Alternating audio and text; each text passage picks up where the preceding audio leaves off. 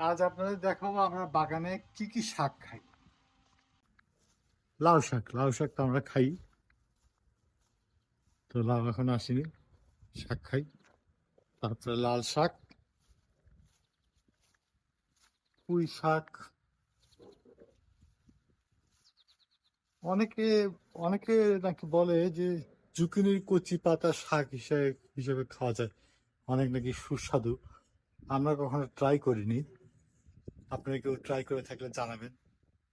আর বউতা শাক প্রত্যেকবার বাগানে অনেক হয়, কিন্তু এই যে এবারে খুব একটা হয়নি, দু একটা করে দেখা যাচ্ছে। তো ন্যাচারালি হয়, অনেক হয় বউতা শাক, কিন্তু এবারে কিন্তু বউতা শাক তেমন হয়নি, আমরা খাইনি।